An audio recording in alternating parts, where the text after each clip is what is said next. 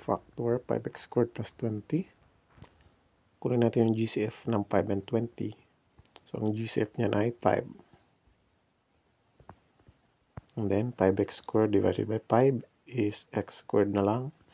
And 20 divided by 5 is positive 4. And then, pwede pa itong i-factor the sum of 2 squares. Ibig sabihin, may imaginary tayo. Sundin lang natin yung pattern sa pag-factor ng difference of 2 squares plus 2 and x minus 2. Kaya lang, dadagdagan natin ng I. Kasi the sum of 2 squares yan.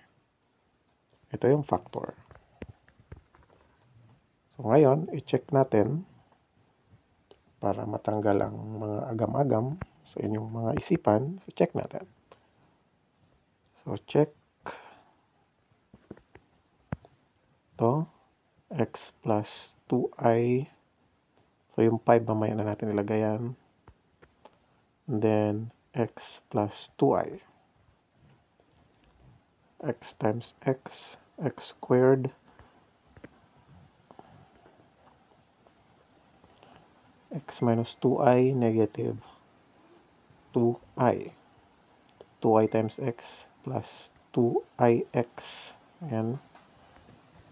And then 2i times negative 2i is negative 4i squared. So x squared. So negative 2ix plus 2ix, 0 yan. And then, yung I squared, equivalent yan ay negative 1. So, take note, I squared is equivalent to negative 1. So, 0. Negative 4 times negative 1 is positive 4. So, ayan. Bumalik tayo dito.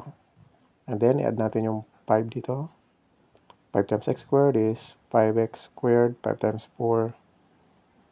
Ayan. Check. Check. Kaya ito yung factor niya.